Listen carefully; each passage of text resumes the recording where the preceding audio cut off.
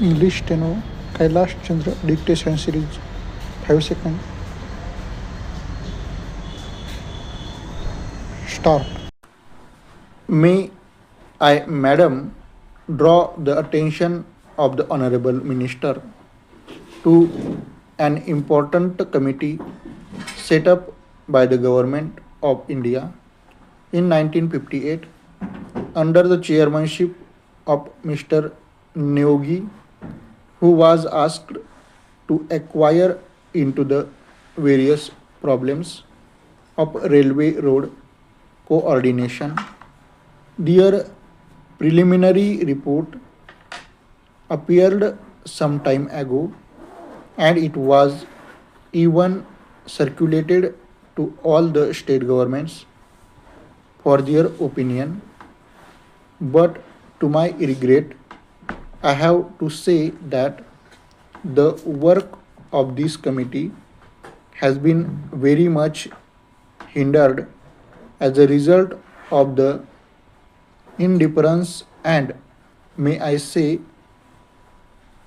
callous negligence on the part of the state government as well as the part of the ministry concerned in taking up this question and in pursuing it so that we may be able to have a clear and comprehensive picture of the transport situation in the country. Paragraph. Now, railway transport, like any other mode of transport, is suffering under a major handicap. The handicap being that we do not know, nor do the railway ministry know what the exact quantum of transport requirement in the country is and what the rising demand is which the railways are expected to cater to in a future. Certain targets which have been worked out in the third plan have been given to us.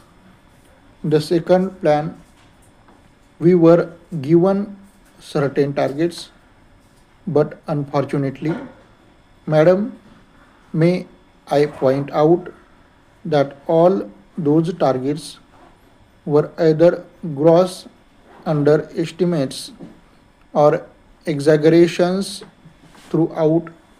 We have seen that we have not been able to have a well coordinated and progressive development of the transport system and in particular the railway system in the country. So anything we suggest today will have that kind of air of unreality without knowing fully or adequately what exactly that transport needs in the country, or we are not in a position to discuss or dilate upon the problems of the railways or the transport items itself. Paragraph. Madam, last year when I was speaking on the budget, I pointed out that there had been planning of some sort, but within this planning, there had not been sufficient planning in the functioning of the administration. There has not been planning in carrying out the various phases of the program enunciated in the plan or in the budget. Frequently, we come across the statement by the Honorable Minister that the railways have not been able to fulfill certain things. I went through the pages of the budget papers and also the speech of minister. I come across this significant expression wherever there are failures or shortfall in performance, we are told that these are mainly due to unpredictable factors or factors beyond control. I do not think that some of the factors which my honorable friend would like us to believe that they are unpredictable or uncontrollable cannot be anticipated. Paragraph.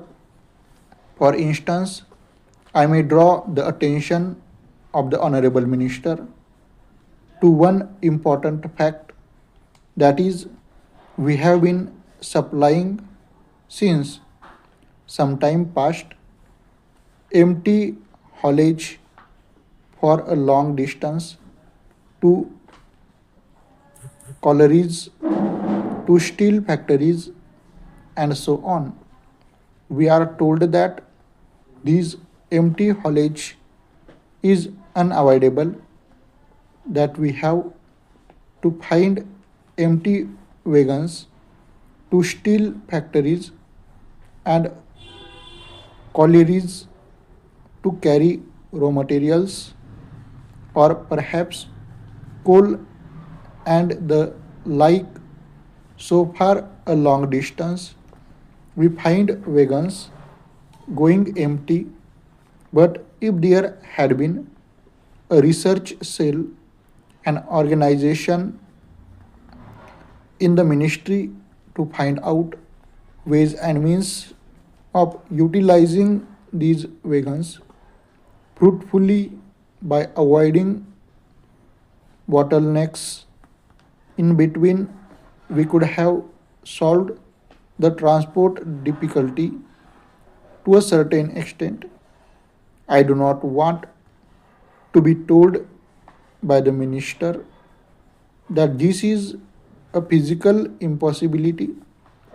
Even in the advanced countries of the world, every movement of wagon, coach, and engine is planned before it is put into operation.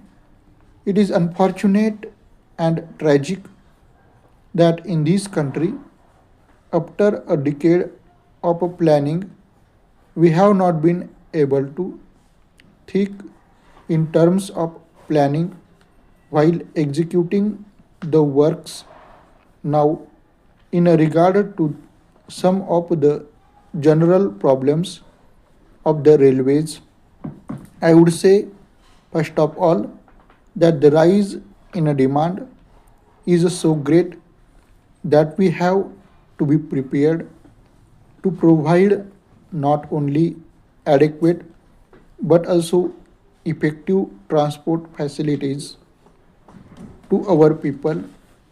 I need not tell the House that the railway transport system in general is greatly dependent or interdependent on the general economy of the country, but during the last one decade, there has been one significant factor that has to be appreciated, that is the demand for transport increasing at a faster rate than the rise in the national income or the rise in a production in any sector or in any industry.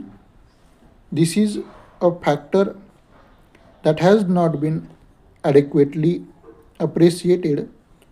Even if it has been adequately appreciated, no attempt or sincere effort has yet been made to carry out the fulfillment of the needs of all the sectors of our economy.